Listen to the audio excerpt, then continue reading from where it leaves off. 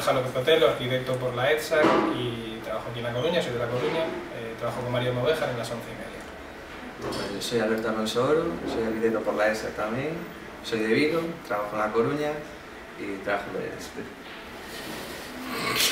el La forma de formular la pregunta, pienso aquel, ¿no? A ver, ¿por qué no me fui? Cuando yo acabé la carrera, tanto María como yo trabajábamos en un estudio, ¿no? Eso lo primero. Al poco de acabar la carrera, además, empecé a desarrollar una tesis doctoral aquí y, bueno, pues eso de alguna manera fue lo que nos ancló a La Coruña. ¿Por qué no te fuiste? Un poco también, como dice Borja, porque al principio cuando acabas... Bueno, ya antes de acabar la carrera ya estábamos trabajando, cada uno en un estudio. Luego empezamos los cursos de doctorado. Bueno, él empezó la tesis, yo decidí estirar un poco más y hacer un máster en Santiago. Como seguías trabajando, bueno, pues es una ciudad cómoda para vivir, se vive bastante bien, la verdad, y pues te vas quedando y lo vas dejando y al final luego pues te das cuenta que igual habría que haberse pensado, como hicieron muchos compañeros, algunos de mis compañeros, de nuestros compañeros sí que lo hicieron. Se fueron y la verdad es que no han vuelto y no creo que tengan visos de volver, la verdad. Condiciona también el hecho, obviamente, de ser de La Coruña. Al final tienes aquí tu familia, tienes aquí probablemente tus inercias, tu manera de enfrentarte al día a día y lo inmediato es quedarte. También hay algo de posicionamiento, es decir, también hay algo de que haya una prioridad que es quedarse, como en otros casos ha habido la prioridad de pues, irse, me parece muy razonable, de hecho me parece muy inteligente, pero en nuestro caso la prioridad fue quedarnos, por temas tanto profesionales, obviamente, como personales. A ver, hacer un máster fuera implica un desembolso que en ese momento, ni ahora, podría asumir ni yo, ni básicamente mi familia para poder estudiar fuera. Ya no solo la matrícula, sino al final también tienes unos costes de vida que es bastante complicado. Ya no solo fuera de Galicia, sino incluso en algunas ciudades de España, si te quieres ir a hacer un máster a Madrid o Barcelona, bueno, el nivel de vida que tienes que tener es, ya digamos, para poder sobrevivir ya importante, ¿no? Y ya si te vas fuera, pues ya muchísimo más. Luego el hecho de también tener trabajo y tener tu círculo social y tus amistades aquí y en Vigo, al ser de Vigo, pues estar cercano, pues también, sí que también te influye a la hora de quedarte, la verdad. Laboralmente ahora, pues más o menos, la verdad, un poco. También es cierto que ahora como todo es un poco más global y como hay, lo de trabajar en un sitio tampoco a veces requiere tanta importancia, pues tampoco que te ayuda a irte fuera, la verdad, de momento. El trabajo de internet lo que tiene es que no importa dónde lo estoy realizando, la verdad, y de hecho la mayor parte de la gente que colabora no reside ni siquiera en La Coruña. Con lo cual, sí, eso sí que es una ventaja a la hora de realizar ese tipo de trabajo. Pero lo que al final la labor un poco de arquitecto sí que te requiere estar físicamente en los sitios donde tienes que realizar las obras, o los informes, o las certificaciones. El trabajo de arquitecto sí requiere estar en el sitio donde se van a realizar.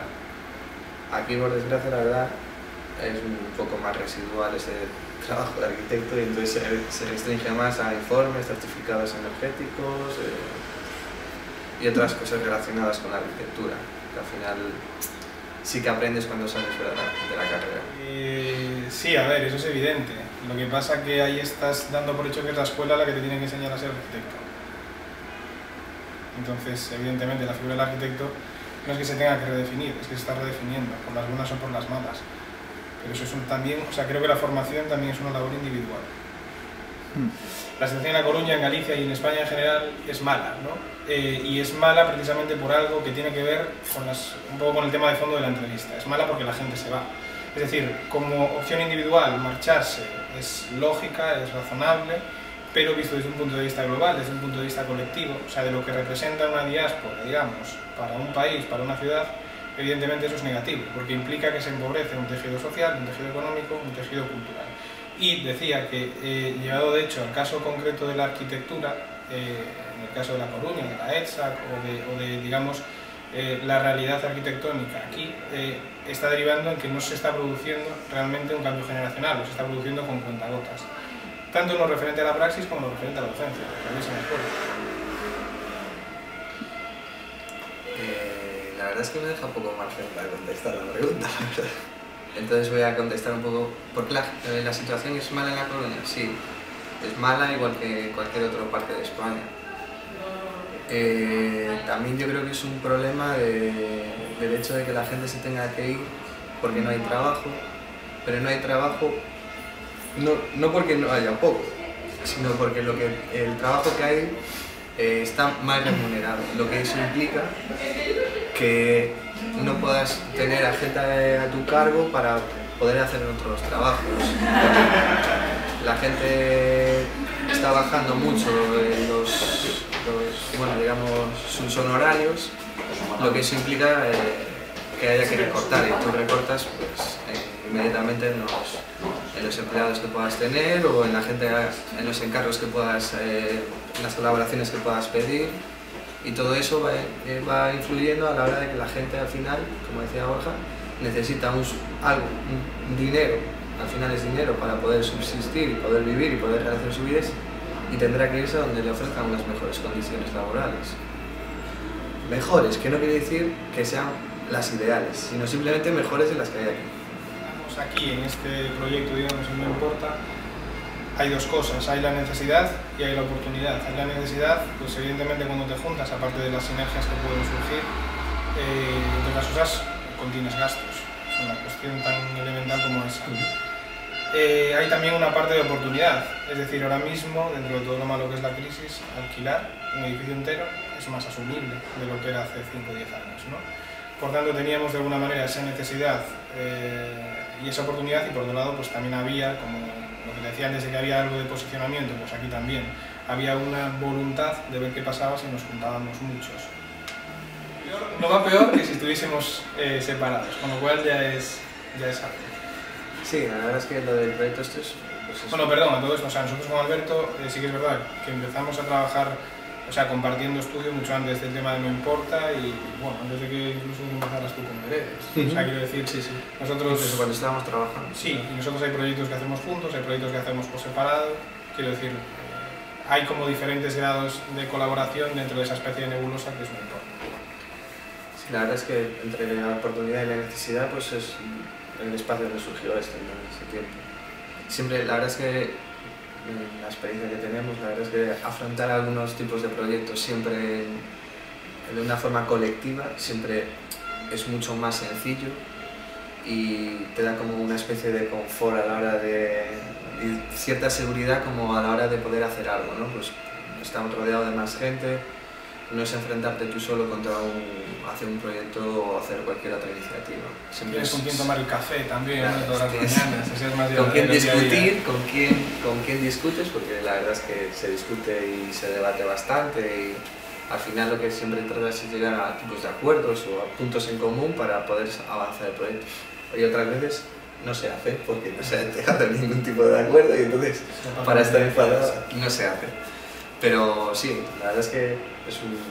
A ver, tampoco es que lo que hacemos sea una cosa innovadora, si simplemente hemos visto que otra gente en otros sitios lo estaba haciendo y nos parece una oportunidad y una cosa interesante para hacer, la verdad. Y de hecho, pues ahora hay más espacios como este, la verdad, no nos sentimos en ese aspecto nada innovadores, la verdad, sino simplemente aprovechamos una oportunidad que hubo y nos lanzamos, la verdad. A ver, yo no soy muy de pensar ni siquiera a medio plazo porque la experiencia me dice que vale de muy poco, ¿no? A mí me gustaría quedarme haciendo cosas. También, bueno, tengo una cierta tendencia a ser optimista y creo que lo peor ha pasado. Con lo cual, bueno, yo espero que si la cosa no empeora y se llega ya realmente a un punto de que esto sea insostenible, mi idea a priori y de hecho mi prioridad es quedarme. Sí, la verdad que dice Borja, la verdad es que vivimos un poco al día a la semana, no al día, a la semana, digamos, un poco de ver lo que se va a hacer esta semana,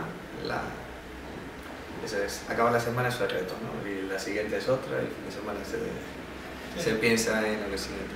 Lo que dice Borja, la verdad, nuestra idea, la mía también, la verdad es que la edad que tenemos sería un poco demasiado irse fuera, la verdad. Ya tienes, bueno, pues, tu vida social, tu familia y todas estas cosas que al final sí que es un peso importante a la hora de quedarte. Y el futuro de esto, la verdad, pues esperamos que vaya creciendo poco a poco. Y a nivel personal, entre lo que estamos haciendo, pues al final siempre van surgiendo proyectos que la verdad es que algunos son muy ilusionantes y bonitos, la verdad. Y sí, lo que pasa es que no son proyectos muchas veces en el sentido probablemente estricto que se puede entender sí, la labor de un arquitecto. Eso tiene sí. un poco que ver con lo que hablábamos de que el arquitecto se está redefiniendo, queramos o no. Tienen que ver muchas veces pues, desde organizar talleres, hacer trabajos pues, que tengan que ver con el diseño gráfico.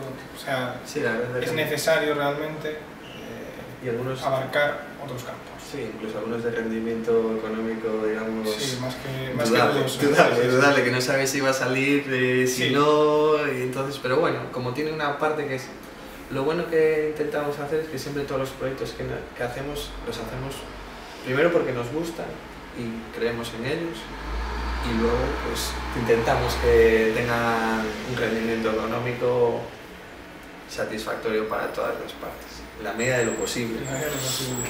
Muchas veces no lo conseguimos, pero seguimos intentando, lo que al final es lo importante. Y no morir en el intento. Sino igual la experiencia, ¿no? Es decir, lo que hacemos. Bueno, un poco lo que hemos dicho ahora. Creer en lo que haces y tener pasión, ¿no? Al final es un poco recurrente, ¿no? Pero al final si no tienes pasión y no te gusta lo que estás haciendo, cuando los reveses son duros, si no tienes ese anclaje ahí, ¿no? Es que la palabra pasión a mí me suena a Luis Miguel. No, pero mira, hay una forma... Sí, pero más o menos por ahí, o sea, mira, Roberto Bolaño decía, ¿no? que él más o menos, en paráfrasis, que él pensaba que en la vida todo estaba perdido, pero que había que salir ahí y dar pelea, ¿no? Y ese es un consejo que te pueden dar. Sí, pelear, todos los días. ¿Sabes? Todos los días es una pelea. Levantarte de cama, venir a trabajar. Sí. Aguantarme. Pero bueno, nada, es que consejos así no hay fórmulas. O sea que nunca, yo también les diría que no estén abiertos, o sea que no estén cerrados a ninguna opción. Quiero decir, no hay un trabajo pequeño, porque algunas veces hemos hecho trabajos pequeños y de esos nos han surgido otros, que ni siquiera...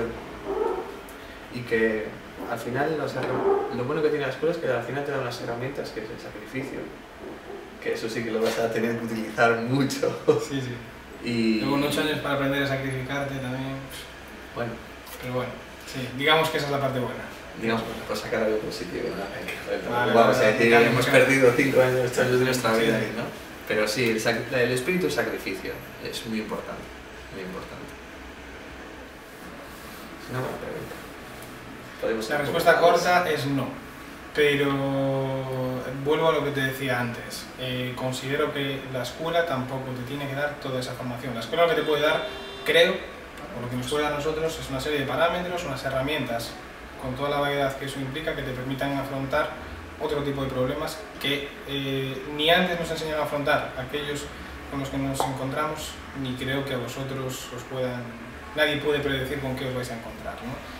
E insisto, yo creo mucho en la formación individual, creo mucho en que tú busques aquello que te interesa, creo mucho en el alumno que tiene más inquietudes que aquello que está en el plan de estudios, y creo que eso es fundamental. Esté Bolonia, esté el plan nuevo, el plan viejo, el plan del medio, me da igual, ¿no? A nosotros nos educaron para ser princesas, nos educaron para construir a nuestra generación. De alguna manera, pues piensa que nosotros estudiamos en la primera década del siglo XXI, ¿no? Es cuando parecía que... Es eso que vamos a parecer que somos los bellacos y que empezamos en el año 98 y quedamos así, y pueden hacer unas cuentas rápidas, joder. Bueno, el caso. Era la época en la que parecía que el arquitecto era una especie de miurgo, ¿no? Era un hombre que construía todo, los medios eran ilimitados, todo se podía hacer, ¿no? Entonces es lo que yo te decía, o sea, te educan para ser princesa y luego de repente sales a un mundo en el que tienes que pelear, ¿no? Pero tampoco creo que eso sea muy traumático. Eso es la vida, eso no te lo va a enseñar en la escuela. A ver, como las herramientas, sí, la verdad es que a ser arquitecto no te van a enseñar en la escuela. Bueno, eso lo aprendes tú durante toda la vida, es un proceso de aprendizaje constante. O sea, cualquier gran arquitecto ves que siempre dice que está aprendiendo cosas nuevas todos los días. Simplemente por el hecho que muchas veces cambia ya simplemente la normativa o las leyes en ese momento y tú tienes que adaptarte. No te van a decir, oye, no, yo aprendí con las del 98 y me quedo aquí. Y en lo que, como dice Borja, la verdad es que la escuela te tiene que dar unos parámetros y unas reglas mínimas para poder tú desenvolverte como persona y como arquitecto y como profesional, porque al final sí es cierto que igual en la escuela deberían hacer más hincapié en que cuando sales de la escuela está el mundo real, ¿no? Porque a mí me pasó que cuando yo antes de acabar, estábamos trabajando y la verdad el golpe con la realidad es duro, porque tú vas ahí, como decía Borja, de princesa con tus cubitos, con tu maderita, con tus cosas y llega el cliente y te mira así con cara rara y tú le estás explicando allí cosas que él primero seguramente no vea, en el plano no lo va a ver, entonces tienes que hacer ya un dibujo o lo que sea rápidamente ahí y intentar explicarle y convencerle de que lo que tú estás haciendo es lo bueno y no su idea que trae él. Y entonces digamos que eso sí que es un punto difícil, ¿no? Porque en la escuela con el profesor, como es más o menos de tu palo, ¿no? en tu historia, pues sí que puedes llegar a acuerdos con él. Con el cliente va a ser difícil. De hecho, en las experiencias que tenemos, bueno, aquí puedo hablar Borja de algunas de las que tuvo, Borja y María, quiere decir cuánto. Que bueno, y yo en las que tuve en el estudio donde estaba trabajando. De todo hay, ¿no? Pero bueno, entonces, yo creo que, mira, más allá de eso hay una cuestión, y es que en concreto nuestra generación se ha visto obligada a una cierta transdisciplinaridad, ¿no? Es decir, tienes por necesidad que aprender otras cosas que van más allá del ámbito de la arquitectura. Sí, eso deriva, creo, de una serie de circunstancias que muchas veces son sociales y que están más allá de lo que atañe a una escuela. Sí, yo creo. Entonces, en ese sentido, pues, pero yo hablo o sea, te puede dar que te avisen, en plan, no como nos pero pasaba a nosotros. Rollo, ¿no? Llegan, uy, sí, la verdad, es todo. Sí, pero la colleja es dura, y volvías para casa, la verdad, como diciendo, ¿qué estuve estudiando durante estos 5 años que no tiene nada que ver con lo que pasa en la realidad?